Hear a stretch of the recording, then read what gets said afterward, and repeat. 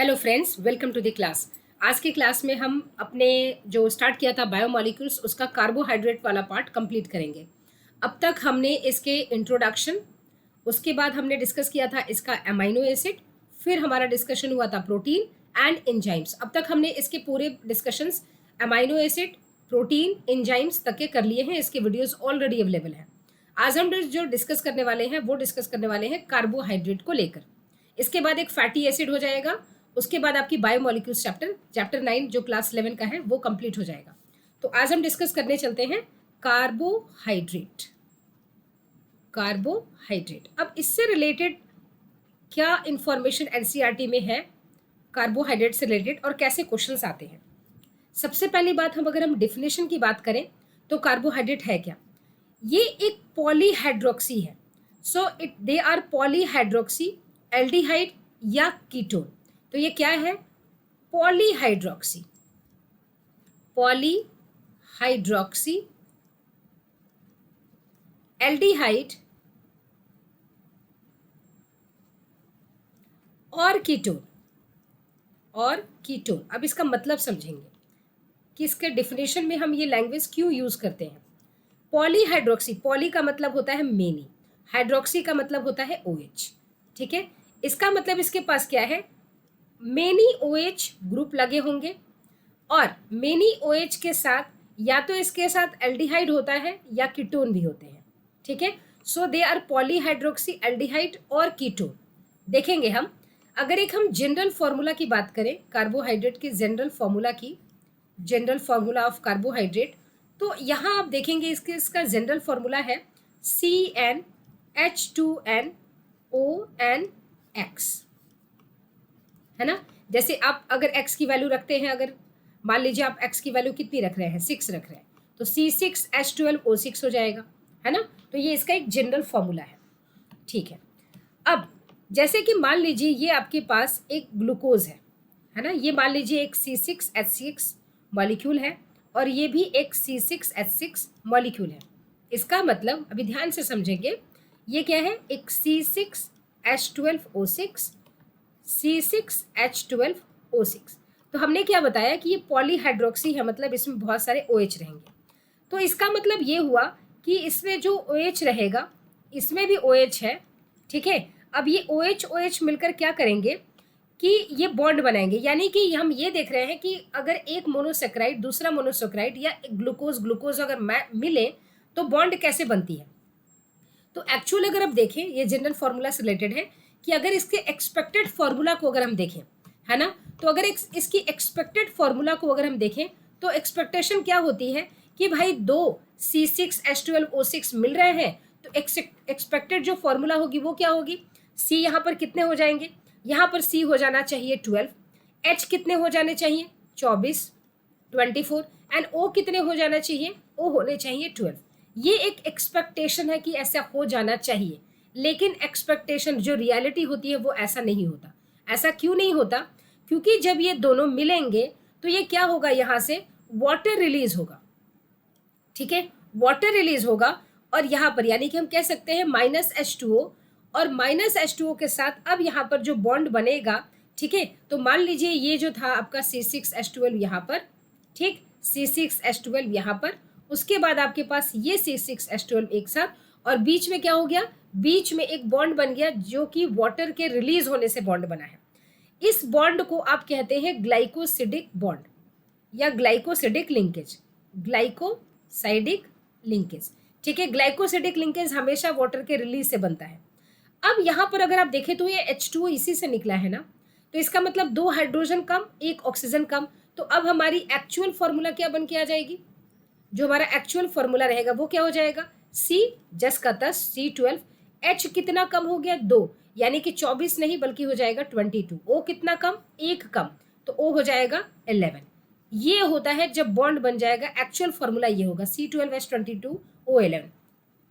तो इसका मतलब ये क्या है? यहाँ पर H2O के रिलीज से अब यहाँ पर एक क्वेश्चन भी आपसे पूछा जा सकता है, इस कॉन्सेप्ट पर बेस्ड आपसे क्वेश्चन भी पूछा जा सकता है। जैसे मान लीजिए क्वेश्चन पूछा गया कि इसमें मान लीजिए पूछा जा रहा है कि C24 है और H42 है और O21 है, तो नंबर ऑफ ग्लाइकोसिडिक बॉन्ड इसमें कितने होंगे? Number of glycosidic bond is equal to what? Glycosidic bond is equal to what? ये देखिए ये क्या है? C12 24 H42 O21। तो नंबर ऑफ ग्लाइकोसिडिक बॉन्ड यहाँ पर क्या होगा ये पूछ रहा है, ठीक है। अब ये देखिए, अब इसको निकालेंगे कैसे? इसको निकालने के लिए आपको ये देखना पड़ेगा कि ये 6 का कितना मल्टीपल है। तो 6 4 जा यानी कि 4 का मल्टीपल है ना। यानी कि अगर हम देखें तो इसको कितना होना चाहिए था? इसको कितना होना चाहिए था 4 से अगर हम देखें, है ना। तो यहाँ पर अगर हम देखें 24, तो यहाँ होना कितना चाहिए था? 12 4 जा कितना होता है? 12 4 जा होता है 48, है ना। लेकिन है कितना? यहाँ पर है 6 कम, 42 है, यानी कि 6 कम है, ये 6 कम है। हाइड्रोजन कितना कम है? 6 कम है, ठीक है। ऑक्सीजन कितना होना चाहिए था? ऑक्सीजन यहाँ पर कितना होना चाहिए था? अगर ये 24 है तो ये भी 24 होना चाहिए था, तो ऑक्सीजन भी यहाँ 24 होना चाहिए था। है कितना? 21। कितना कम है? 3 कम है। तो ऑक्सीजन मेरे पास 3 कम है, ठीक है। इसका मतलब अगर हम देखें, अगर हम H2O का देखते हैं तो रेशियो कितना आता है? 2:1। यहाँ पर कितना है? 6:3। इसका मतलब यहाँ कितने आ रहे हैं? 3 आ रहा है आपके पास H, यानी कि हाइड्रोजन कितने आएंगे? यहाँ पर 6 आ रहे हैं, यानी कि 2 वाटर मॉलिक्यूल यहाँ पर बन सकता है। यानी कि यहाँ फॉर्मूला जो है वो H2O अगर आप बना रहे हैं, और कितने वाटर मॉलिक्यूल? 3 water molecule. तो देखिए 3 2 जा 6 हाइड्रोजन और 1 3 जा 3 आपका कितना आ गया? ऑक्सीजन आ गया। तो यहाँ से ये वैल्यू निकल कर आ गई कि आपके पास 3 ग्लाइकोसिडिक, जितने वाटर निकलेंगे उतना ही नंबर ऑफ ग्लाइकोसिडिक बॉन्ड होगा, ठीक है। तो डिफरेंस कितने का आ रहा है? डिफरेंस आ रहा है 3 से, ठीक है, यानी कि 3H2O। तो 3H2O रिलीज होंगे तो 3 ही ग्लाइकोसिडिक बॉन्ड बनेंगे, 3 ग्लाइकोसिडिक बॉन्ड बनेगा। आई थिंक ये काम आप कर सकते हैं। अब ऐसे क्वेश्चंस आप कर सकते हैं। आपको करना क्या है? आपको कार्बन से ना हिंट ले लेना है कि कार्बन 6 का कितना मल्टीपल है, कितने टेबल में आएगा। तो 6 4 जा, अब उस 4 को पकड़ लेना है। जनरल फॉर्मूला आपको पता है C12, है ना। अगर आप मोनोसेक्राइड भी लेते हैं तो है क्या? C6H12O6, इसको लेकर आप चले, ठीक, एक बेस को लेकर चले। तो अगर आप देखेंगे तो ये इसका मतलब ये हुआ कि जो कार्बन है वो 6 का 4 गुना है, यानी कि यहाँ पर कितना होना चाहिए? मल्टीपल ऑफ 4 है ना। यानी कि 6 इंटू अगर 4 करते हैं तो ये 24 आ जाता है। तो वही 4 सबसे मल्टीप्लाई करेंगे। H कितना होता है? 12, 12 4 जा कितना होगा? 48। एक्सपेक्टेड है 48, बट है कितना? कितना कम है? 6 कम है, ठीक। ऑक्सीजन कितना होना चाहिए? 24 होना चाहिए। कितना है? 21 है। कितना कम है? 3 कम है। अब देखिए हाइड्रोजन 6 कम है, ऑक्सीजन 3 कम है। तो इसका मतलब हम कह सकते हैं कि वाटर मॉलिक्यूल तो बनता है ग्लाइकोसिडिक बॉन्ड बनने में। कितना वाटर मॉलिक्यूल बना होगा? 3। तो 3 वाटर मॉलिक्यूल बना है तो 3 ग्लाइकोसिडिक बॉन्ड बनी है। आई थिंक अब आप ये सब कर सकते हैं। अगर आप फिर भी अगर आपको दिक्कत हो तो चैट बॉक्स में या कमेंट सेक्शन में अपने क्वेरी जरूर पुट करें। यहाँ से क्वेश्चंस आते हैं और ये बहुत इंपॉर्टेंट एरिया है, ठीक है। अब हम चलते हैं यहाँ पर कार्बोहाइड्रेट को क्लासीफाई करने, ठीक है। क्लासिफिकेशन ऑफ कार्बोहाइड्रेट, कार्बोहाइड्रेट का classification, classification of carbohydrate, carbohydrate, ठीक है। अगर हम इसके क्लासिफिकेशन को देखें तो जनरली ये नंबर ऑफ कार्बन्स, है ना, नंबर ऑफ कार्बन की बेसिस पर अगर हम देखें, यहाँ पर 3 तरह के आप क्लासिफिकेशन देखेंगे, उसको ध्यान से आपको देखना है और साथ के साथ नोट भी करना है। नंबर ऑफ कार्बन, ठीक है। तो नंबर ऑफ कार्बन के आधार पर एक हम देखेंगे, एक हम देखेंगे टाइप ऑफ फंक्शनल ग्रुप के आधार पर, type of functional group, type of functional group के आधार पर देखेंगे, ठीक है। ये हमारा सेकेंड मोड ऑफ क्लासिफिकेशन होने वाला है।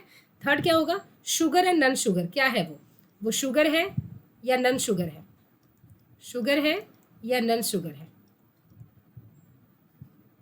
ठीक है, शुगर है या नन शुगर है।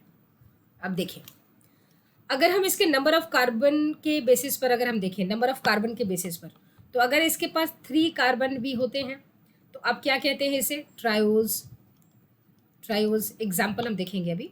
अगर 4 कार्बन है तो आप क्या कहेंगे? 4 कार्बन में आप कहते हैं टेट्रोज, वही ट्राई टेट्रो पेंटो हेक्सो का यूज़ करना है, टेट्रोज, ठीक है, टेट्रोज। अगर 5 कार्बन हो तो आप कहते हैं पेंटोज शुगर, पेंटोज, पेंटोज। अगर आपके पास 6 कार्बन हो, 6 कार्बन हो तो आप कहते हैं हेक्सोज, हेक्सोज। अगर 7 कार्बन हो, 6 तक आपको पढ़ना है, 7 तक आपको नहीं पढ़ना, ठीक है। 7 तक अगर है तो ये है सीडो हेल्पफोलोज, तो सीडो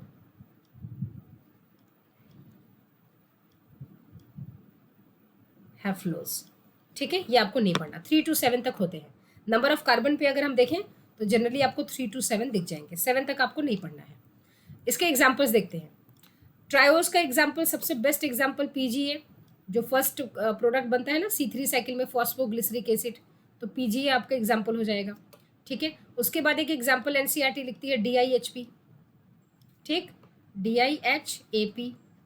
उसके बाद टेट्रोज की बात करें तो इरिथ्रोज, जो एथ्रोज है, एरिथ्रोज, ये है टेट्रोज यानी कि 4 कार्बन का। उसके बाद है पेंटोज, पेंटोज में आपका राइबोज है ना, राइबोज, डिऑक्सी राइबोज, आपने DNA RNA में पढ़ा होगा। डिऑक्सी नहीं पढ़ा है, 11th में है तो 12th में पढ़ेंगे। डिऑक्सी राइबोज, ये सब क्या है, पेंटोज शुगर है। उसके बाद राइबुलोज, राइबुलोज RUBP पढ़ते हैं ना, राइबुलोज बिसफॉस्फेट, तो वो 5 कार्बन का है, राइबुलोज, ठीक है। हेक्सोज की बात करें तो बहुत सारे हैं, ग्लूकोज देख लें, फ्रक्टोज है, गैलेक्टोज है, फ्रक्टोज भी है, गैलेक्टोज भी है, ठीक है। ये सब क्या है, 6 कार्बन के हैं। उसके बाद बात करते हैं टाइप्स ऑफ फंक्शनल ग्रुप। तो टाइप्स ऑफ फंक्शनल ग्रुप में अगर इसके पास CHO है, ठीक है, क्या है इसके पास, अगर CHO है तो ये क्या होगा, एल्डिहाइड। CHO अगर होगा तो इसको आप बोलोगे एल्डोज, है ना, क्योंकि एल्डिहाइड है ना, तो आप बोलेंगे एल्डोज, ओज लग जाता है जनरली, है ना, एल्डोज। उसके बाद अगर इसके पास क्या होगा, कीटोन होगा, अगर इसके पास कीटोन ग्रुप होगा, है ना, तो आप इसको कहेंगे कीटोज, कीटोज कहेंगे। अब कीटोज और इसमें एग्जाम्पल्स कौन कौन से हैं, एल्डोज में आपके एग्जाम्पल्स मिल जाएंगे, ग्लूकोज, उसमें एल्डिहाइड होता है ना। उसके बाद अब देखेंगे गैलेक्टोज में भी एल्डिहाइड होगा, गैलेक्टोज में भी एल्डिहाइड होगा। PGA है ना, उसमें भी आपको मिल जाएगा, राइबोज में भी मिलेगा। कीटोज वाले में आपको फ्रक्टोज, एक कीटोज शुगर है, कीटोन ग्रुप है, फ्रक्टोज, राइबुलोज, फिर आपके मिल जाएगा DIHAP, ठीक है। उसके बाद आते हैं शुगर एंड नॉन शुगर में।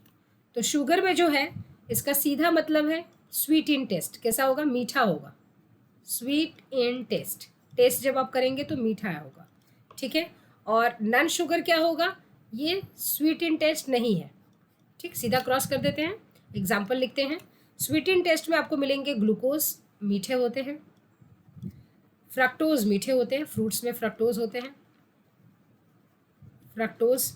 उसके बाद गैलेक्टोज, गैलेक्टोज, राइबोज, सुक्रोज, ये सब क्या है, मीठे हैं। जो आपका स्टार्च है वो क्या है, नॉन शुगर है, स्टार्च, ठीक है, मीठा नहीं होता।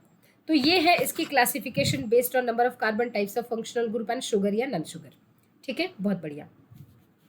अब यहाँ पर हम बात करते हैं इसके स्ट्रक्चर की, कि ये जो कार्बोहाइड्रेट है इसका स्ट्रक्चर कैसा है, ठीक है। इसके स्ट्रक्चर की बात करते हैं तो स्ट्रक्चर देखते हैं इसका, structure, structure of carbohydrate, structure of carbohydrate, structure of carbohydrate. देखें कार्बोहाइड्रेट के स्ट्रक्चर में अगर हम देखें तो इसके पास ओपन चेन भी होता है, यानी कि कार्बन का बहुत लंबा क्या होगा, ओपन चेन होगा, ओपन कार्बन चेन होगा, ठीक है, ओपन कार्बन चेन होते हैं। एंड इसके पास क्या होते हैं, एंड इसके पास रिंग भी होते हैं, रिंग भी होते हैं, ठीक है। अब बात करते हैं यहाँ पर कि ऐसे कौन कौन से हैं जिसमें कि रिंग नहीं होता, सिर्फ ओपन चेन है ना। इसके पास नोट कर लेते हैं, ऐसा कार्बोहाइड्रेट जिसमें सिर्फ ओपन चेन है, रिंग नहीं है, सिर्फ क्या है, ओपन चेन है, ओनली ओपन चेन, ठीक है, रिंग नहीं है, ओपन चेन ओनली है। जैसे कि अगर हम एग्जाम्पल ले लें इसमें, तो जो ट्रायोज होते हैं, जितने भी आपके पास ट्रायोज हैं जो 3 कार्बन के हैं, ठीक है, उसके पास जितने भी आपके पास टेट्रोज हैं 4 कार्बन के हैं, जो 4 कार्बन के हैं, पेंटोज हैं 5 कार्बन के हैं, पेंटोज, और वो भी पेंटोज सारे नहीं, पेंटोज में सिर्फ कीटोज वाले, पेंटोज में सिर्फ कीटोज वाले, ठीक है, एल्डोज वाले भी थे ना, हमने देखा था यहाँ पर, है ना, तो सिर्फ कीटोज वाले, ठीक है। तो क्योंकि राइबोज भी है यहाँ पर, अगर आप देखें तो राइबोज 5 कार्बन का है यहाँ पर, लेकिन राइबोज क्या है, राइबोज यहाँ इस जगह पर, तो राइबोज क्या है, ये तो रिंग वाला है। हम राइबोज की नहीं बात कर रहे, अल्डोज की नहीं बात कर रहे, कीटोज की बात कर रहे, जैसे फ्रक्टोज, राइबोज, है ना, राइबुलोज, राइबोज नहीं राइबुलोज, ये सब क्या है, ये कीटोज है। हम कीटोज की नहीं बात करें, अल्डोज की बात करें। अल्डोज में आपका आ जाता है कि ये जो कीटोज वाले हैं ये क्या ओपन चेन के हैं, ठीक है। अच्छा, इसका मतलब ये हुआ कि ये जो है इनमें सिर्फ क्या होता है, have only open carbon chain, open carbon की लंबी चेन होगी, ठीक है। इनमें रिंग नहीं पाया जाता, इनमें रिंग स्ट्रक्चर नहीं पाया जाता, ये इंपॉर्टेंट है। तो रिंग फॉर्म कहाँ मिलेंगे आपको, रिंग फॉर्म आपको मिलेंगे कुछ ऐसे स्ट्रक्चर्स, ये देखिए रिंग फॉर्म जो आपको मिलेगा वो कहाँ मिलेगा, रिंग फॉर्म, ठीक है। एक मिलता है रिंग फॉर्म में, एक आप कहते हैं, ध्यान से समझेंगे इसे, एक आप पढ़ते हैं फ्यूरान, फ्यूरान रिंग, और एक आप पढ़ते हैं प्यूरान रिंग, पीयू, प्यूरान रिंग। अब फ्यूरान और प्यूरान में क्या डिफरेंस है, सबसे पहली चीज जो प्यूरान है, ठीक है, प्यूरान जो है वो है 5 कार्बन, 5 कार्बन, ठीक। इसमें 5 कार्बन होते हैं और एक ऑक्सीजन होगा, एक ऑक्सीजन होगा, 5 कार्बन एक ऑक्सीजन। जो फ्यूरान होगा, फ्यूरान में 4 कार्बन होंगे और एक ऑक्सीजन होगा। अब अगर 1 ओ लिख देंगे तो आपको 10 की तरह लगेगा, 10 पता नहीं क्या होगा, समझ नहीं आएगा, इसलिए हमें यहाँ लिखना पड़ रहा है ऑक्सीजन, ठीक है, ताकि कोई कन्फ्यूजन ना हो। अच्छा, अब इसके स्ट्रक्चर्स कैसे होते हैं, अगर इसका स्ट्रक्चर बनाना देखें तो फ्यूरान का जो स्ट्रक्चर होगा, एक ऑक्सीजन, और ये रहा 1 2 3, ठीक है, और ये 4 कार्बन, ठीक, 1 2 3 4 कार्बन। यहाँ पर अगर हम प्यूरान को देखें तो प्यूरान कैसे बनेंगे, एक ऑक्सीजन, एक कार्बन, 2 कार्बन, ठीक है, तो 1 2 3 4 और ये 5 कार्बन, 5 कार्बन, और यहाँ पर क्या होंगे, एक ऑक्सीजन दोनों के पास, ठीक है। तो 5 कार्बन एक ऑक्सीजन प्यूरान, और 4 कार्बन एक ऑक्सीजन फ्यूरान, ठीक है। अब देखिए, जैसे कि हमने यहाँ पर बनाया है आपको प्यूरान एंड फ्यूरान, एक एग्जाम्पल आपको दे रहे हैं ना, यहाँ पर देखिए, जैसे कि अगर आप यहाँ पर बनाएंगे राइबोज, जैसे कि आप बनाए, आप बना रहे हैं राइबोज, है ना, और आप बनाएंगे डीऑक्सी राइबोज, ये क्या है, एक फ्यूरान रिंग है। राइबोज आप बनाए, राइबोज, तो यहाँ पर अगर आप बनाते हैं राइबोज, राइबोज, है ना, ये क्या है, एक फ्यूरान रिंग है, ठीक है। अच्छा, अगर आप बनाते हैं डीऑक्सी राइबोज, डीऑक्सी राइबोज, ये भी क्या है, एक फ्यूरान रिंग है, फ्यूरान रिंग है। कैसा होता है राइबोज, राइबोज को देखें, ये रहा ऑक्सीजन,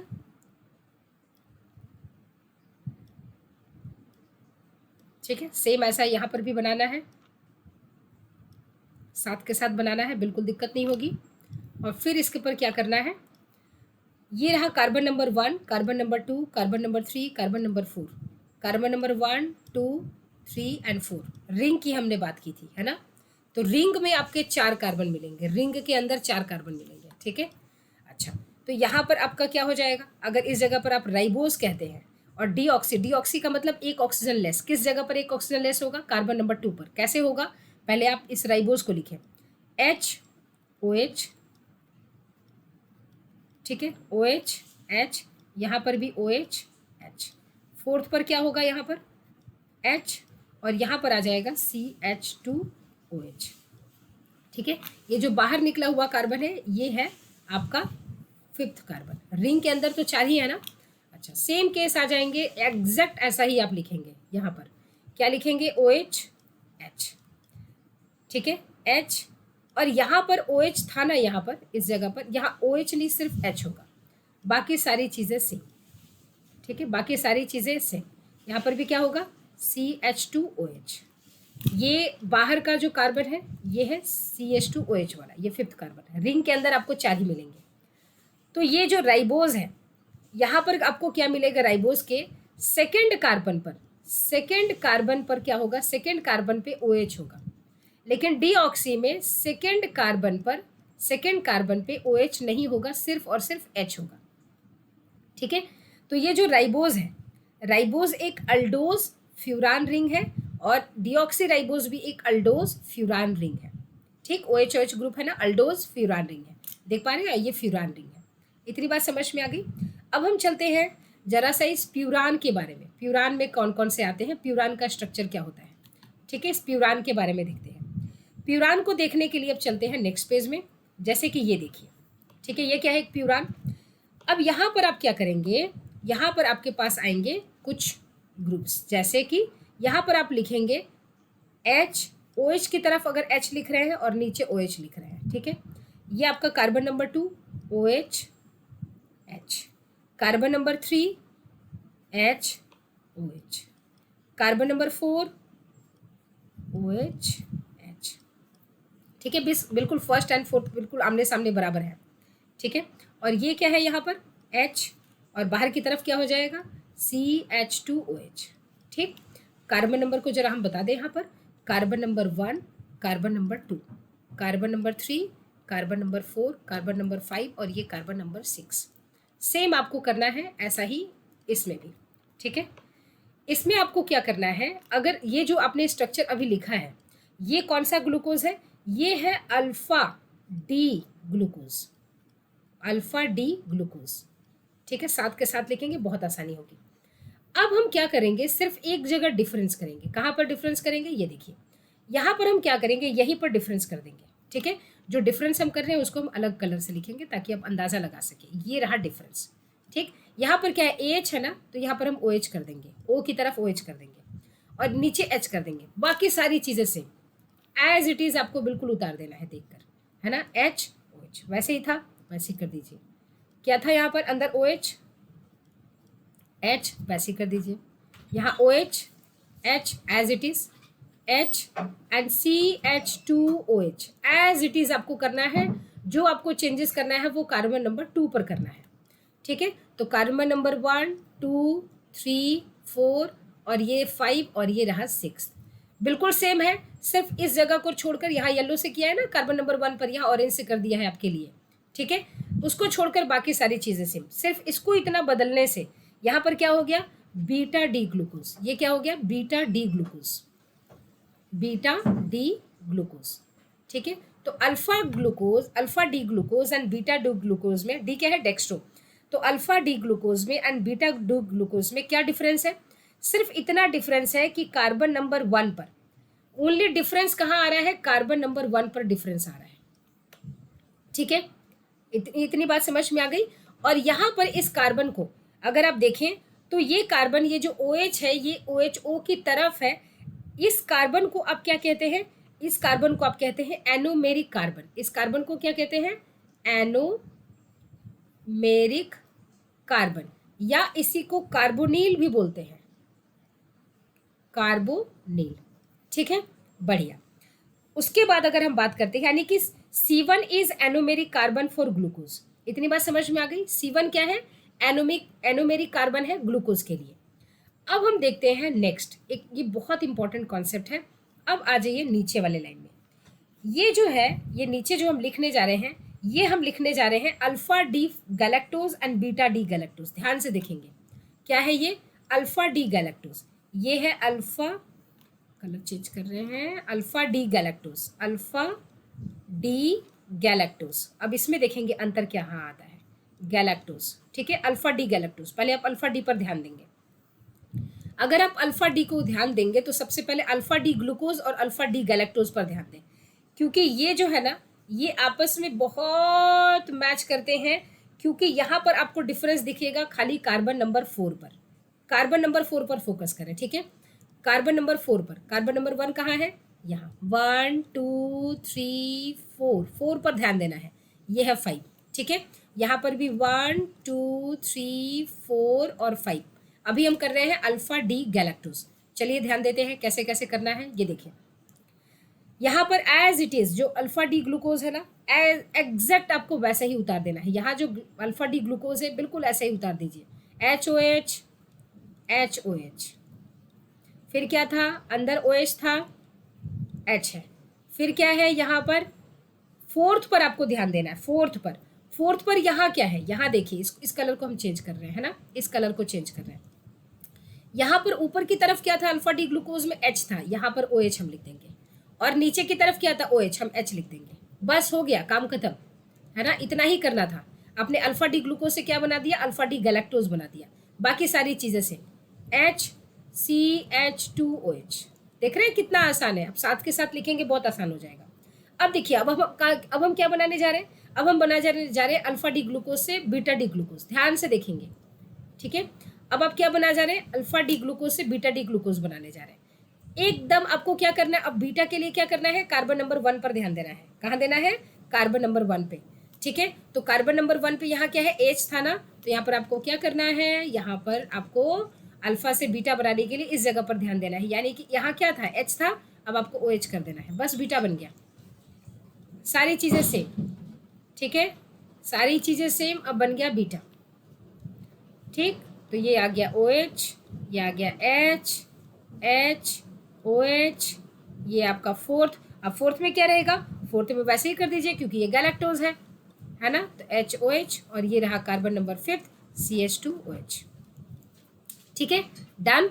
ये आपने स्ट्रक्चर कौन सा बनाया, beta D galactose, beta D galactose, ठीक है।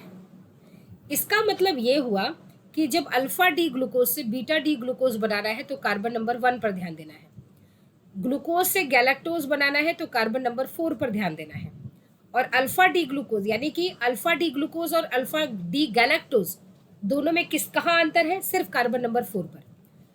Alpha D galactose and beta D galactose में कहाँ अंतर आएगा आपको, सिर्फ कार्बन नंबर 1 पे।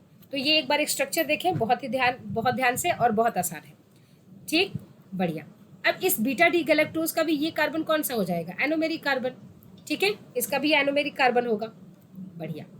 अब हम चलते हैं फ्रक्टोज की तरफ, ये देखिए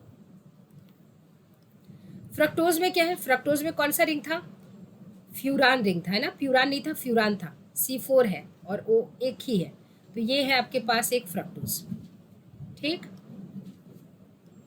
ये है एक, और ये दूसरा एग्जैक्ट बनाते हैं, और इसमें हम देखेंगे क्या डिफरेंस है, ठीक है। यहाँ पर हम alpha D fructose and beta D fructose बना रहे हैं। पहले नाम लिखते हैं आपको, ये है alpha D fructose, alpha D fructose, and beta D fructose, beta D fructose. अब इसमें कहाँ डिफरेंसेस आएंगे, ये देखिए, ये है कार्बन नंबर 1 2 3 4। कार्बन नंबर 1 पे क्या होगा, कार्बन नंबर 1 पे CH2OH और OH, 2 पे OH, अंदर की तरफ OH, बाहर की तरफ H, ठीक है, बाहर की तरफ H। यहाँ पर क्या होगा, OH H, यहाँ क्या होगा, H CH2OH, ठीक है, CH2OH। ये है कार्बन नंबर 6, यानी कि पोजीशन क्या है, 1 फर्स्ट कार्बन ये है, सेकेंड, थर्ड, फोर्थ, फिफ्थ, और ये 6। अब देखिए इसे, यहाँ पर ये क्या है, यहाँ पर आ जाएगा आपको बीटा डी फ्रक्टोज, ये क्या है, बीटा डी फ्रक्टोज। तो यहाँ पर क्या आ जाएगा, कार्बन नंबर ये जो है ना CH2OH, अभी नीचे आएगा CH2OH नीचे, ऊपर आ जाएगा H आपका OH, ये आ गया यहाँ पर एज इट इज, सब कुछ सेम, HOH। यहाँ पर क्या होगा, OH H, बिल्कुल same, H CH2OH, CH2OH। Placing करेंगे कार्बन का, कार्बन नंबर क्या हो जाएगा यहाँ पर, 1 2 3 4 5, और ये रहा 6, ठीक है। तो अल्फा डी और बीटा डी में क्या क्या डिफरेंस आएगा, कार्बन नंबर 1, यहाँ पर ये जो होगा ये क्या होगा, एनोमेरिक, OH है ना, O की तरफ एनोमेरिक हो जाएगा, ठीक है, एनोमेरिक कार्बन। तो ये मेरे ख्याल से समझ आ गया इसका स्ट्रक्चर कि कार्बोहाइड्रेट में इसका स्ट्रक्चर क्या होगा। अब एक डाइसेक्राइड बनाते हैं। अभी तक तो हमने सिर्फ मोनोसेक्राइड किया था, अब डाइसेक्राइड बनाते हैं, यानी कि 2 मोनोसेक्राइड को एक साथ जोड़ते हैं। अल्फा डी ग्लूकोज को एक साथ जोड़ेंगे, बीटा डी ग्लूकोज के साथ एक साथ जोड़ेंगे। अब बनाते हैं डाइसेक्राइड। डाई मतलब 2 मोनोसेक्राइड एक साथ,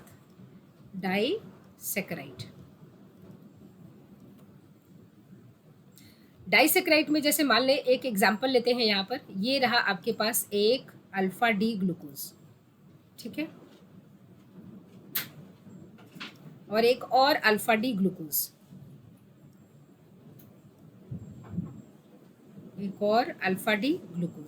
प्लेसिंग करते हैं इसका। पहले कार्बन नंबर मेंटेन करते हैं, कार्बन नंबर 1 2 3 4 5 एंड बाहर आएगा 6, कार्बन नंबर 1 2 3 4 5 एंड बाहर आएगा 6, ठीक है। चलिए अब इसको मेंटेन करते हैं इसका। यहाँ पर क्या आएगा, यहाँ पर आएगा OH, अल्फा है ना, यहाँ पर आएगा OH, यहाँ पर आएगा OH, फिर फोर्थ पे आएगा OH, ऐसा ही स्ट्रक्चर था इसका, H and CH2OH as it is ऐसे भी करना है क्योंकि ये भी अल्फा डी ग्लूकोज है, तो सेम स्ट्रक्चर HOH, OHH और यहाँ पर H एंड CH2OH। बस 2 आपके पास क्या आ गए, अल्फा डी ग्लूकोज। ये भी एक अल्फा डी ग्लूकोज है ना, और ये भी एक alpha D glucose. Bond formation बनेगा, बॉन्ड कहाँ बनेगा, ये देखिए बॉन्ड बनेगा यहाँ पर, यानी कि ये जो OH है ना, यहाँ पर इस जगह पर बॉन्ड फॉर्मेशन होगा, और यहीं से एक का OH एक का H मिलकर क्या बनेगा, यहाँ से H2O रिलीज होगा। तो यहाँ से क्या रिलीज होगा, H2O, वाटर रिलीज हुआ, क्या बनेगा, बॉन्ड बनेगा, ठीक है। इसीलिए इस बॉन्ड को हम क्या बोलते हैं, अल्फा, क्योंकि अल्फा के बीच में बन रहा है। अल्फा किसके, कार्बन नंबर 1 और इसका कार्बन नंबर कौन सा है, 4, तो अल्फा 1 4, ठीक है, लिंकेज। कार्बन, ये समझ आया इसका नाम कैसे लिखते हैं। अच्छा, ये जो स्ट्रक्चर बना है ये कौन सा बना है, ये कौन सा शुगर है, ये माल्टोज है। ये क्या है, माल्टोज। तो माल्टोज में कोई पूछे कौन सा लिंकेज होता है, अल्फा ग्लूकोज है, तो अल्फा किसके बीच में, एक का 1 दूसरे का 4, तो अल्फा 1 4 लिंकेज होता है, ठीक है, क्लियर। तो आई थिंक ये बात आपको समझ में आ गई होगी। कार्बन 1 और कार्बन 4 के बीच में होता है, 2 अल्फा डी ग्लूकोज के बीच में, तो ये आपका क्या है, यहाँ पर है। क्या माल्टोज में कोई एनोमेरिक कार्बन है, बिल्कुल है। कौन सा है एनोमेरिक कार्बन, कौन सा इसका फ्री कार्बन बच गया, ये इसका फ्री कार्बन है, ये इसका फ्री कार्बन है, ठीक है। उसके बाद हम बात करते हैं नेक्स्ट, ये हमने देखा माल्टोज। अब हम एक और करते हैं, एक और करेंगे और उसमें हम लेंगे बीटा डी ग्लूकोज को, ठीक है। सेम ये रहा आपके पास, इसको ना साथ के साथ करने की ज़रूरत है ना। अगर आप देखेंगे कि सिर्फ सुन रहे हैं, है ना, तो कोई एंटरटेनमेंट वाला चैनल तो है नहीं, आपको बिल्कुल अच्छा नहीं लगेगा। अगर आप बुक निकाल कर, कॉपी निकाल कर साथ के साथ पढ़ेंगे तो ही आपको समझ में आएगा, ऐसे आप कुछ भी नहीं समझ पाएंगे, है ना। चलिए 1 2 3 4 5 एंड बाहर है 6, अगेन 1 2 3 4 5 एंड बाहर है 6। अब इसको करते हैं, ये कौन सा है आपने लिखा है, बीटा डी ग्लूकोज लिख रहे हैं हम। क्या बना रहे हैं, बीटा डी ग्लूकोज। बीटा के लिए पता है कहाँ पर अंतर होता है, कार्बन नंबर 1 पर, है ना, बीटा डी ग्लूकोज। अब बीटा डी ग्लूकोज के बीच में करेंगे। स्ट्रक्चर पहले लिख लें। स्ट्रक्चर क्या होगा, यहाँ पर आ जाएगा आपके पास, क्या हो जाएगा अब एक के पास, अगर आप एक देखें कि एक यहाँ पर क्या है, एक आपके पास बीटा डी ग्लूकोज में अब क्या हो जाएगा, अल्फा डी ग्लूकोज आपने लिखा था, अब आप क्या लिखने वाले हैं, बीटा डी ग्लूकोज, ठीक है। तो यहाँ पर क्या हो जाएगा, कार्बन नंबर 4 में क्या हो जाएगा, आपने यहाँ पर लिखा था, याद है आपको, अल्फा एंड बीटा। तो बीटा डी ग्लूकोज में यहाँ पर देखिए C4 में अंतर आया है ना आपके, वो स्ट्रक्चर करना है। तो यहाँ पर C4 में क्या हो जाएगा, यहाँ पर अंतर आएगा, है ना। तो यहाँ क्या है HOH, यहाँ पर भी HOH वही रहेगा सेम, ठीक है। बाकी क्या होगा यहाँ पर HOH, यहाँ पर भी क्या होगा HOH। थर्ड पर क्या होगा, अंदर की तरफ OH और बाहर क्या होगा H, तो अंदर की तरफ OH बाहर की तरफ H। अब आ गए 4 पर। 4 ये बीटा है, अल्फा होता तो ऊपर H होता, ये है बीटा तो ये ऊपर आ जाएगा OH और नीचे आ जाएगा H, ठीक है। बाकी सारी चीज़ें सेम, CH2OH, यहाँ पर भी क्या हो जाएगा OH, नीचे H, बाकी H और CH2OH, बाकी सारी चीज़ें सेम। अब यहाँ पर भी बॉन्ड फॉर्मेशन होगा, कहाँ बॉन्ड बनेगा यहाँ पर, यहाँ देखिए, यहाँ पर आपके पास क्या आया C1 एंड C4 में क्या आ रहा है HOH आ रहा है, देखिए, है ना। तो यहाँ पर क्या होगा, यहाँ पर भी एलिमिनेशन ऑफ वाटर होगा, लेकिन यहाँ पर इस बॉन्ड को आप क्या कहेंगे, इस बॉन्ड को आप कहेंगे बीटा। और कौन सा लिंकेज हो रहा है 1 and 4 के बीच में, बीटा 1,4 लिंकेज। इस स्ट्रक्चर को पूरा क्या बोलते हैं आप, इसको बोलते हैं लैक्टोज, लैक्टोज, ठीक है। आई थिंक ये बात आपको समझ में आ गई। चलिए अब यहाँ पर करते हैं एक और करते हैं। अब हम सुक्रोज बनाते हैं, क्या बनाएंगे, सुक्रोज बनाएंगे, ठीक है। अब साथ के साथ करेंगे तो आपको सारी चीज़ें बहुत ईजिली हो जाएंगी। अब हम सुक्रोज बनाएंगे। सुक्रोज के लिए क्या करते थे, सुक्रोज के लिए होता है alpha D glucose and beta D fructose. Glucose and fructose होता है ना, तो alpha D glucose and beta D fructose, ठीक है। तो यहाँ पर आप बनाइए alpha D glucose. Alpha D glucose कैसे बनाते थे आप, है ना, इस तरह से आपको एक प्यूरान रिंग बना लेना है, बहुत आसान है, ठीक है। और यहाँ पर आपको क्या बनाना है, अल्फा डी ग्लूकोज। पहले तो आप ये लिख लें कि आपको बनाना क्या है, आपको बनाना है अल्फा डी ग्लूकोज, ठीक है, अल्फा डी ग्लूकोज बनाना है। अब अल्फा डी ग्लूकोज आपको कैसे बनाना है, अल्फा डी ग्लूकोज के लिए आप क्या करेंगे, यहाँ HOH। अब कार्बन नंबर मेरे ख्याल से आपके टंग पे हो गया होगा कि किस तरह से लिखना है, HOH, यहाँ पर आ जाएगा H एंड OH क्योंकि ये अल्फा है ना। अच्छा, यहाँ पर क्या होगा H एंड CH2OH, ये अल्फा डी ग्लूकोज। अब मुझे क्या बनाना है, अब मुझे बनाना है बीटा डी, ठीक है। अब मुझे क्या बनाना है, मुझे बनाना है बीटा डी फ्रक्टोज। अब बनाना है बीटा डी फ्रक्टोज, फ्रक्टोज। तो alpha D glucose and beta D fructose, तभी तो बनेगा सुक्रोज। चलिए बीटा डी फ्रक्टोज बनाते हैं। अब तो सारा स्ट्रक्चर आपको पता है, ये फ्यूरान होता है ना। तो इसमें क्या क्या होगा, ये आएगा एक ऑक्सीजन और यहाँ पर एक आएगा इस तरह से ऐसे एक रिंग बनेगा, ठीक है, ठीक। चलिए अब इसको भरते हैं, कहाँ कहाँ H होगा, OH होगा। यहाँ पर आया OH है, येलो कलर से लिख देते हैं, है ना। यहाँ क्या आएगा, OH होगा, ठीक है। और यहाँ क्या होगा, CH2OH होगा, बीटा है ना ये, इसलिए यहाँ पर क्या होगा H और OH, यहाँ पर क्या होगा OH और H, यहाँ पर क्या होगा H और OH, है ना। यहाँ पर क्या होगा H और CH2OH, ठीक है। अच्छा अब आप देखिए, अब यहाँ फोकस करना है alpha D glucose and beta D fructose में कहाँ कहाँ बॉन्ड बनेगी। ये आ जाइए, कार्बन नंबर 1 ले लीजिए अल्फा डी का, और कार्बन नंबर यहाँ पर ले लीजिए किसका, 2 के ऊपर जो OH लगा हुआ है इसको, ये जो 2 के ऊपर OH लगा हुआ है ये बनेगा बॉन्ड, ठीक है। यहाँ पर अब यहाँ पर जो आ जाएगा, तो यहाँ पर किससे किसके बना, अल्फा डी ग्लूकोज का क्या आया कार्बन, और बीटा डी फ्रक्टोज का क्या आया C2, इसके बीच में बॉन्ड बना है, ठीक है। तो इसको आप क्या कहते हैं, इसको आप कहते हैं sucrose.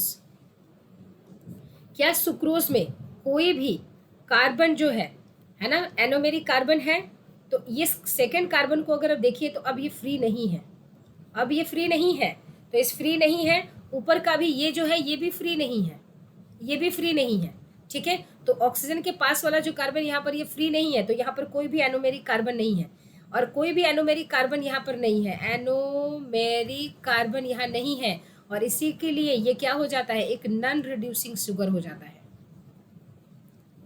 It's a non reducing sugar. तो बोला जाता है ना sucrose is non reducing sugar, ये इसी की वजह से होता है कि नॉन रिड्यूसिंग शुगर है, ठीक है। रिड्यूसिंग शुगर का कॉन्सेप्ट ये है कि वो टॉलेंस रिएजेंट को क्या करते हैं, टॉलेंस एंड जो फेलिंग रिएजेंट टेस्ट होता है उसको क्या करते हैं, वो देते हैं, क्योंकि उनके पास क्या होता है फेलिंग, उनके पास क्या होता है एनोमेरिक कार्बन होता है। सिंपल इतना लिख लें, आपको समझ में आ जाएगा कि 2 रिएजेंट होते हैं, एक होता है टॉलेन रिएजेंट, टॉलेन रिएजेंट, है ना, और एक होते हैं एक को आप कहते हैं Fehling solution, Fehling solution, Fehling's test आप करते हैं, फेलिंग सॉल्यूशन कहते हैं। तो होता क्या है कि जो रिड्यूसिंग शुगर होते हैं, जो रिड्यूसिंग है, रिड्यूसिंग जो शुगर होते हैं, ठीक है, तो रिड्यूसिंग शुगर के पास क्या होता है, एनोमेरिक कार्बन होता है, एनोमेरिक कार्बन होता है। और एनोमेरिक कार्बन की वजह से ये टेस्ट देते हैं, टॉलेंस रिएजेंट टेस्ट या फेलिंग सॉल्यूशन टेस्ट ये देते हैं। लेकिन अगर आप बात करें कि एक नॉन रिड्यूसिंग शुगर को, नॉन रिड्यूसिंग शुगर जैसे कि सुक्रोज, नॉन रिड्यूसिंग शुगर, तो नॉन रिड्यूसिंग शुगर के पास क्या है, एनोमेरिक कार्बन नहीं है। एनोमेरिक कार्बन हमने आपको बता रखा है, एनोमेरिक कार्बन नहीं है, और नहीं एनोमेरिक कार्बन होने की वजह से, नहीं वो फ्री कार्बन होने की वजह से ये टॉलेंस रिएजेंट या फेलिंग सॉल्यूशन जो टेस्ट होता है ये नहीं देते। तो आई थिंक ये बात आपको समझ में आ गई होगी, ठीक है। तो अगर नॉन, यहाँ पर नॉन रिड्यूसिंग शुगर में कहें तो मोनोसेक्राइड क्या होता है, नॉन रिड्यूसिंग होता है। रिड्यूसिंग एंड नॉन रिड्यूसिंग में अगर आप देखें तो रिड्यूसिंग में अगर आप देखें, रिड्यूसिंग शुगर में, ठीक है, और नॉन रिड्यूसिंग शुगर में, तो यहाँ पर अगर आप देखेंगे तो मोनोसेक्राइड जो होता है ना, मोनोसेक्राइड, मोनोसेक्राइड, ठीक है, ये नॉन रिड्यूसिंग, आपका नॉन रिड्यूसिंग शुगर क्या है, मोनोसेक्राइड क्या है, मोनोसेक्राइड जो होता है वो एक कैसा टेस्ट है, वो एक रिड्यूसिंग शुगर है ना, नॉन रिड्यूसिंग शुगर नहीं है, वो एक रिड्यूसिंग शुगर है। तो अगर हम यहाँ पर एग्जाम्पल देखें कि मोनोसेक्राइड को, तो ये क्या है, रिड्यूसिंग शुगर है, रिड्यूसिंग शुगर है, ठीक है। अच्छा, उसके बाद हम क्या बोले कि अगर हम देखें कि आपके पास नॉन रिड्यूसिंग है ना, नॉन रिड्यूसिंग की बात करें, नॉन रिड्यूसिंग की, नॉन रिड्यूसिंग की, तो आपके पास क्या आ जाएगा, आपके पास डाइसैक्राइड में सुक्रोज आ जाएगा, ठीक है। ट्राइसेक्राइड में एनसीईआरटी कहती है, ट्राइसेक्राइड में, ट्राइसेक्राइड, ट्राइसेक्राइड में एक एग्जांपल है रैफिनोज, रैफिनोज ये आ जाएगा, बहुत इंपॉर्टेंट है, ठीक है। और एनसीईआरटी एग्जाम्पल देती है, एनसीईआरटी कहती है, एनसीईआरटी कहती है, और ये बहुत इंपॉर्टेंट लाइन है, एनसीईआरटी कहती है कि पॉलीसेक्राइड जो होते हैं, पॉलीसेक्राइड्स, पॉलीसेक्राइड्स जो होते हैं वो नॉन रिड्यूसिंग होते हैं,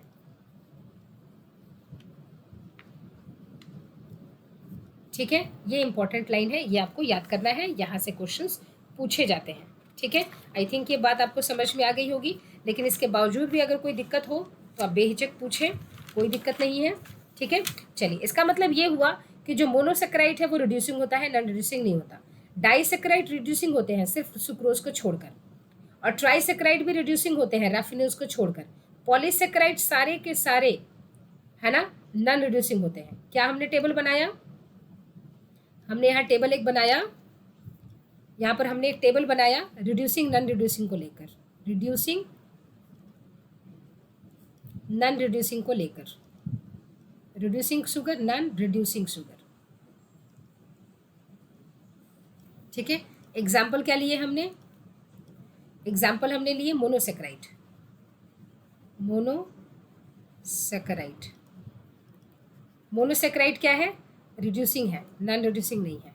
डाइसेक्राइड की अगर हम बात करें, डाइसेक्राइड,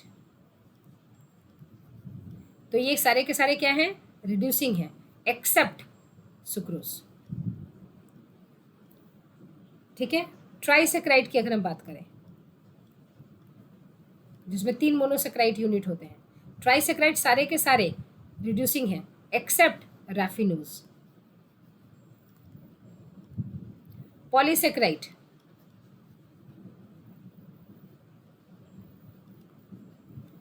कोई भी रिड्यूसिंग नहीं है, सारे के सारे क्या है, नॉन रिड्यूसिंग है। तो आई थिंक ये बात आपको समझ में आ गई। चलिए, बहुत बढ़िया। अब हम बात करते हैं जो आपका है क्लासिफिकेशन ऑफ कार्बोहाइड्रेट, ठीक है, कार्बोहाइड्रेट, क्लासिफिकेशन ऑफ कार्बोहाइड्रेट। उसमें हम देखते हैं कि मोनोसेक्राइड, ओलिगोसेक्राइड एंड पॉलीसेक्राइड, है ना, नंबर ऑफ यूनिट्स के बेसिस पर, classification on the basis of number of units, यानी कि कितने मोनोसेक्राइड हैं, क्लासिफिकेशन ऑफ कार्बोहाइड्रेट कितने उसके पास।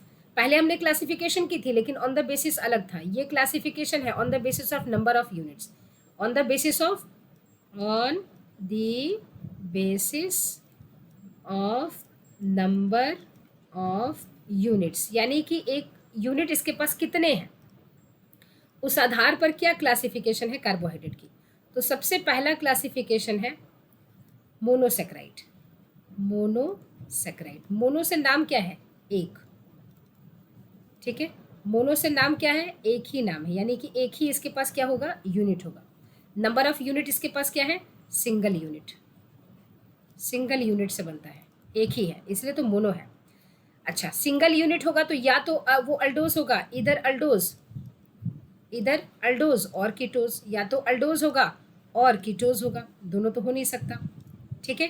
जैसे कि अगर हम एग्जाम्पल ले लें तो यहाँ पर लिख लें एग्जाम्पल, ग्लूकोज हो गया जैसे एग्जाम्पल, आपके पास फ्रक्टोज हो गया,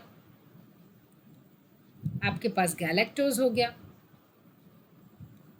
ये सब क्या है, मोनोसेक्राइड। उसके बाद एक आता है नेक्स्ट जो है आपके पास, ये है ओलिगोसेक्राइड। ओलिगोसेक्राइड, अब ये क्या है, ओलिगोसेक्राइड क्या है, अब इसको ध्यान से देखें। ओलिगोसेक्राइड क्या है कि इसमें 2 से 9 यूनिट हो सकते हैं, 2 3 4 5 6 7 8 9, 2 यूनिट्स तक हो सकते हैं, ठीक है। जैसे कि इसी में हम लेते हैं अगर, है ना, जैसे कि डाइसेक्राइड, इसी में आएगा डाइसेक्राइड, ठीक है। माल्टोज इसी का एग्जाम्पल होगा, है ना, लैक्टोज इसी का एग्जाम्पल होगा, सुक्रोज इसी का एग्जाम्पल होगा, ठीक है, बढ़िया। उसके बाद एक आता है कि 9 से अगर ज़्यादा हो तो, 9 से ज़्यादा हो तो आते हैं पॉलीसेक्राइड, पॉलीसेक्राइड, मोर देन 9, ठीक है। अब ये जो पॉलीसेक्राइड है मोर देन 9, तो एन नंबर ऑफ, इसकी हम बात करते हैं मोर देन 9, है ना, number of units, N number of units, N number of unit, more than 9 number of units, ठीक है। तो इसमें आप 2 तरह के पढ़ते हैं, एक पढ़ते हैं आप, ये जो काम आते हैं 2 तरह के लिए, एक आप पढ़ते हैं स्ट्रक्चरल और एक पढ़ते हैं आप स्टोरेज। एक पढ़ते हैं स्ट्रक्चरल पॉलीसेक्राइड और एक पढ़ते हैं स्टोरेज, जैसे कि स्टार्च क्या है, स्टोरेज पॉलीसेक्राइड है, स्टोर होता है, ठीक है, और एक आता है आपका स्ट्रक्चरल, ठीक। अब ये दोनों क्या क्या है ये देखिए, अगर हम स्टोरेज की बात करें तो जैसे कि आपका स्टार्च क्या है, एक स्टोर्ड है स्टार्च, ग्लाइकोजन क्या है, स्टोर्ड पॉलीसेक्राइड है, इंसुलिन क्या है, सॉरी इंसुलिन में कह रही हूँ, इनुलिन, बहुत इंपॉर्टेंट है, इनुलिन, इनुलिन क्या है, is a polymer of fructose, किसका पॉलीमर है, फ्रक्टोज का, पॉलीमर ऑफ फ्रक्टोज, बहुत बहुत बहुत इंपॉर्टेंट है, फ्रक्टोज का पॉलीमर होता है इनुलिन, बहुत इंपॉर्टेंट। अगर हम बात करें यहाँ पर स्ट्रक्चरल की, तो स्ट्रक्चर में जैसे आप देखें सेलुलोज, सेल वॉल में होता है ना, स्ट्रक्चर प्रोवाइड करवा रहा है। काइटिन सेल वॉल में होता है आपके फंगाई के सेल वॉल में। Peptidoglycan cell wall of bacteria में देखते हैं, पेप्टिडोग्लाइकेन, पेप्टिडोग्लाइकेन, है ना। तो ये सब क्या है, स्ट्रक्चर प्रोवाइड करवा रहे हैं, ठीक है। यहाँ पर हम बात करें structure of starch, NCERT discuss करती है स्टार्च का स्ट्रक्चर, कि स्टार्च का स्ट्रक्चर कैसा होता है ना। अब इस स्टार्च के स्ट्रक्चर को ना बहुत ध्यान से देखेंगे आप, तब जाकर आपको ये बात समझ में आ जाएगी। Structure of starch, structure of starch, starch का स्ट्रक्चर कैसा होता है ये देखिए। देखिए अगर आप स्टार्च के स्ट्रक्चर को देखेंगे तो आपको क्या नज़र आएगा कि कुछ यहाँ पर आपको दिखेंगे कि जैसे कि मान लीजिए ग्लूकोज है, ग्लूकोज है, ग्लूकोज है, खूब सारे यहाँ पर आपको जैसे कि मान लीजिए ग्लूकोज दिख रहे हैं, ठीक। उसके बाद ये ग्लूकोज क्या है, आपस में इस तरह से चेन में लगे हुए हैं, ठीक है, आपस में क्या लगे हुए हैं, ऐसे चेन में लगे हुए हैं, ठीक है, आपस में कैसे चेन से लगे हुए हैं। अच्छा, लेकिन और यहाँ पर ब्रांचिंग भी हो रही है, लेकिन वो चेन में ही है ना, ब्रांचिंग भी है, चेन में भी है। अच्छा, अगर आप यहाँ पर देखें तो आपको 2 तरह का कुछ स्ट्रक्चर नजर आता है। एक वो स्ट्रक्चर नजर आता है जिसमें कि सिर्फ, अब यहाँ पर अगर आप देखें तो इसमें सिर्फ आपको अल्फा 1,4 लिंकेज नजर आएगा, इसमें सिर्फ आपको अल्फा 1,4 लिंकेज आएगा, अल्फा 1,4 है ना। लेकिन अगर आप यहाँ देखें इस जगह पर जहाँ पर ब्रांचिंग हो रही है, इस जगह पर आपको दिखेगा अल्फा 1,6 लिंकेज नजर आएगा, अल्फा 1,6 ब्रांचिंग नजर आएगी। वही अल्फा 1,6 ब्रांचिंग आपको यहाँ भी नजर आएगी जो रेड कलर से कर रहे हैं। तो इसका मतलब ये हुआ कि एनसीईआरटी कहती है कि जो हिस्सा स्टार्च का जिसमें कि आपको सिर्फ और सिर्फ अल्फा 1,4 लिंकेज दिखे, है ना, उसको आप अलग कर लें, और जहां पर आपको ब्रांच 1,6 की दिख रही है उसको आप अलग कर लें। ठीक है, उसको आप अलग कर लें।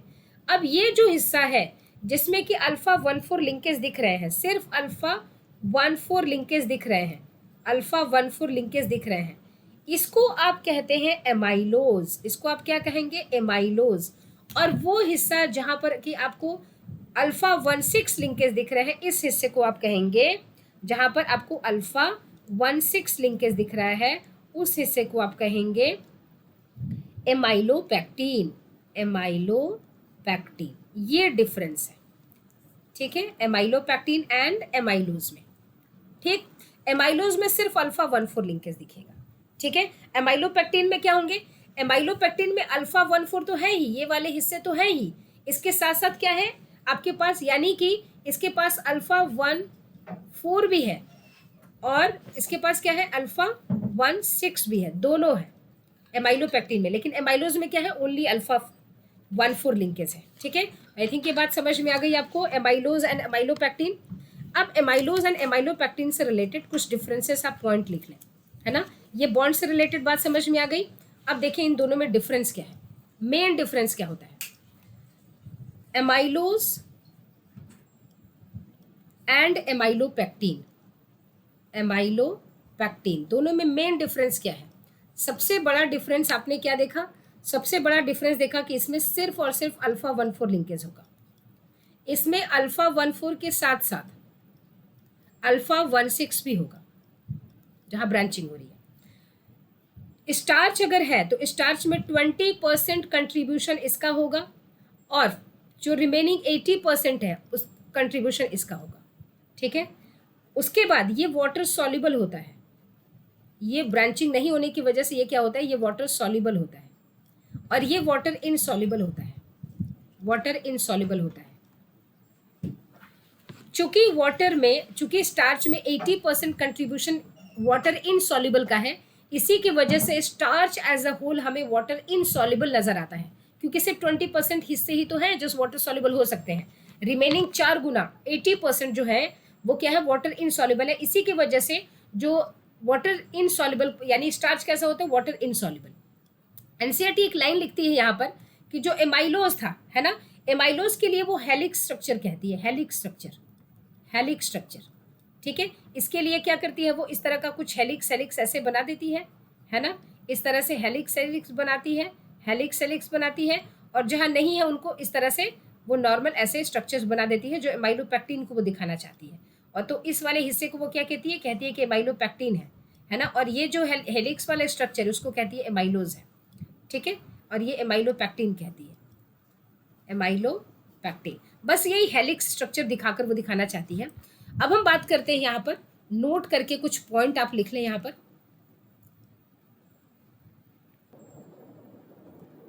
तो यहाँ पर अगर हम देखें एमाइलोज एमाइलोपेक्टिन से रिलेटेड मेरे ख्याल से इन्फॉर्मेशन आपकी क्लियर हो गई होगी। स्टिल कोई डाउट है तो आप प्लीज कमेंट सेक्शन में अपने डाउट पुट करें, उसको जरूर क्लियर किया जाएगा। नाउ अब हम बात करते हैं इसके सम अप करने की, कि एक बार हम देखते हैं कि इसमें एनसीईआरटी एक टेबल बनाकर देती है ना, जिसमें कि कंपाउंड के नाम लिखे हुए हैं, उसके बाद लिखा हुआ है उसमें कि उसमें उसका मोनोमर यूनिट क्या है, यानी कि किससे वो बना हुआ है, उसका मोनोमर क्या है, और फिर उसी में उसका बॉन्ड लिखा हुआ है ना, बॉन्ड लिखा हुआ है। ठीक है, चलिए अब यहाँ पर हम देखते हैं कि जैसे उसमें क्या क्या एग्जाम्पल्स दिए हुए हैं उसको हमें पढ़ना है, उसको हमें याद करना है, इनफैक्ट एग्जाम में पूछे जाते हैं। जैसे हम ले लें स्टार्च, तो स्टार्च में इसका मोनोमर क्या है, तो इसका मोनोमर है alpha D glucose, alpha D glucose इसका मोनोमर है। कौन सा बॉन्ड है इसमें, तो alpha 1,4 and alpha 1,6, alpha 1,6 linkage है। सेकेंड आता है आपका next, that is amylose. Amylose में क्या हमने अभी देखा, एमाइलोज, एमाइलोज में हमने देखा अल्फा डी ग्लूकोज है, अल्फा डी ग्लूकोज। कौन सी लिंकेज है इसमें, सिर्फ और सिर्फ अल्फा 1,4 है। उसके बाद हमने देखा एमाइलोपेक्टिन, एमाइलोज के बाद हमने देखा एमाइलोपेक्टिन, उसमें क्या था, एमाइलोपेक्टिन में हमने देखा उसमें था alpha D glucose, alpha D glucose. और उसमें हमें अल्फा 14 एंड अल्फा 16 दोनों दिखेंगे। अल्फा है ना 16 दोनों दिखेंगे। ठीक है, चलिए इसको ऐसे लिख देते हैं ना। उसके बाद आती है नेक्स्ट आपके पास है काइटिन,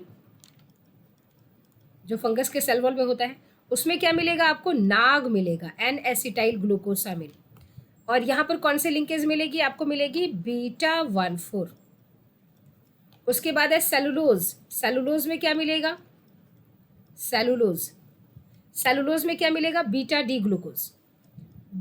डी ग्लूकोज मोनोमर है। कौन सा लिंकेज मिलेगा? कौन सा बॉन्ड मिलेगा? बीटा 14। उसके बाद आता है पेप्टिडोग्लाइकेन। 6 है पेप्टिडोग्लाइकेन, जो बैक्टीरियल सेल वॉल में मिलेगा। पेप्टिडोग्लाइकेन, ठीक है। पेप्टिडोग्लाइकेन में क्या मिलेगा आपको? NAG and NAM, N acetyl glucosamine, N acetyl muramic acid. ठीक है, N acetyl glucosamine, N acetyl muramic acid. कौन से लिंकेज मिलेगी दोनों के बीच में? बीटा 14। उसके बाद आता है आपका एक की इनुलिन। इसका बॉन्ड नहीं पूछता, इसका सिर्फ ये दिया हुआ है कि इनुलिन में इसका मोनोमर क्या है, तो फ्रक्टोज। इनुलिन, इसका मोनोमर क्या है? फ्रक्टोज। बस, ठीक है, ये नहीं पूछता। इतनी बात आई थिंक मेरे ख्याल से समझ में आ गई होगी, है ना। अच्छा, इसका अगर आप ये पूरा का पूरा रिवाइज करना चाहें तो ये हमने आज के डेट में, आज हमने पूरा का पूरा ये कार्बोहाइड्रेट पढ़ा है। ठीक है, इसके पहले हमने इसके ये स्ट्रक्चर्स भी देखे। कार्बोहाइड्रेट का जनरल फॉर्मूला दिया हो तो हम ये भी बता सकते हैं उसमें ग्लाइकोसिडिक बॉन्ड कितनी है, उसके लिए हमने इसके तरीके सीखे हैं, है ना। होप सो आपको ये क्लासेस समझ में आई। अगर आपको समझ में आई हैं बहुत अच्छी बात है, नहीं समझ में आई है कोई पार्ट तो आप उसको कमेंट सेक्शन में बिल्कुल अपनी क्वेरी पुट कर सकते हैं। नेक्स्ट वीडियो में सबसे पहले आपकी क्वेरी की जाएगी। इनफैक्ट अगर क्वेरीज ज़्यादा रहेंगी तो सिर्फ क्वेरीज के लिए सेपरेट वीडियो बनाई जा सकती है। और अब से मिलते हैं आपसे नेक्स्ट क्लास में। नेक्स्ट क्लास में हम क्लियर करेंगे फैट्स और उसके बाद हो जाएगा बायोमॉलिक्यूल्स कंप्लीट। बायोमॉलिक्यूल के बाद कौन सा चैप्टर चाहिए आप लोगों को, इसके लिए मुझे कमेंट सेक्शन में आप चैप्टर का नाम जरूर देंगे। मिलते हैं आपसे नेक्स्ट क्लास में, तब तक take care and bye bye.